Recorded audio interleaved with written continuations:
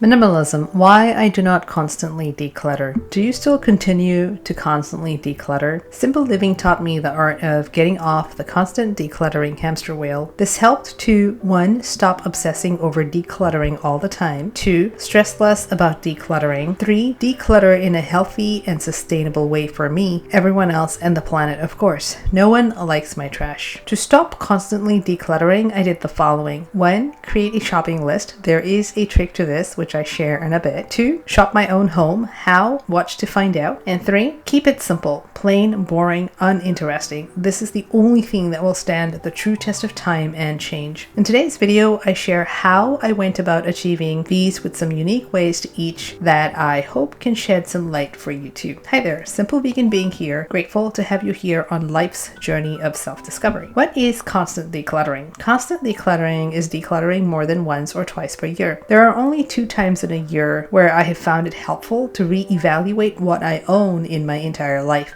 Firstly in spring, secondly in fall or autumn. Why so? Spring naturally marks a new beginning, which requires a review of the last 6 months, life's changes, usage patterns for now and in the future. Autumn or fall requires preparing for the long cold winter, especially in North America or Europe. Being prepared for the long cold winters is important from a safety and satisfaction perspective, to be able to psychologically survive the brutal winter season. Hence, organizing and only decluttering twice per year for me helps me plan my next 6 months worth of life and potential changes it could bring. If one is decluttering more than twice per year, then one has not built a base, simple system that can weather all changes, literally so to speak. Outdoor gear teaches one to build a base system that can handle any weather condition, hail, rain, snow, or shine, all the while with only a few items that fit into a day hike backpack. No bulk and ruthlessly highly functional. This philosophy is applicable to a lot of other areas of life, like people, etc., not just clothes. Point 1. Create a shopping list, but there is a trick to this. I create a master shopping list in my reminders app on my phone, but the trick to this master shopping list is, this is important because 1. It prevents me from buying a similar but not the same item because I have already pre-evaluated the item I want to buy for functionality, quality, purpose, meaning. 2. It prevents me from impulse buying as I have already negotiated with myself and planned what I want to do and committed to it. In the video linked above and at the end of this video, I share how I have learned to evaluate what I want versus what I truly need. Please feel free to check that out as well. Additionally, I typically tend to stick to only a few stores to buy items from. These stores usually sell the key items one would need in life. I also only have a few stores as I largely stick to a lot of op shops or thrift stores or online second platforms like Craigslist, Kijiji, Gumtree, or TradeMe. Point 2. Shop my own home. More often than not, this solves a lot of my needs or wants. How does one shop their own home? There is a trick to this. Watching online self-help YouTube videos gives the brain that quick fix on having done something productive, worthwhile, without having really done anything. The same principle applies here. Just get up and rummaging through one's house, section by section, gives the brain the quick fix of that shopping feeling. Initially asking the question, what exciting stuff can I find to use or toss out in my own house? That is the brain's motivation. Either way, it's a win-win for the brain as one can get a high from finding something they did not expect to own or get that declutter high. In the process, I get to know what I own, which may actually fit my needs perfectly, or if I can repurpose it, or organizing my house. All of these leave me in an improved state of existence, not to mention preventing me from wasting time, money, and effort going shopping. More often than not, I find that I already have all that I need and do not need the one item to make my life better. Point 3. Keep it simple, keep it plain, keep it boring, keep it uninteresting. This point is really the crux of it all. But first, what does simple actually mean? We live in a day and age where the meaning of simple is forgotten. I have observed that simple things, places, people, etc. are usually labeled as plain, boring, uninteresting, not giving me that high. This is exactly what I then intentionally gravitate towards, as I know that this is what will stand the test of time. My waxing and waning interests, my time, and my money. Anything simple is plain plain, boring, uninteresting, not giving me that high. If it is not any of these, I tend to walk away. Over a period of time and practice, I have learned what simple means and is. I have learned to embrace simple in all ways of life, and now I find simple exciting. Do you? Have you? What is your experience on this in the comments below, please? Thanks heaps for being a part of the Simple Vegan Being community. Till next week, plant strong, animal love, planet peace.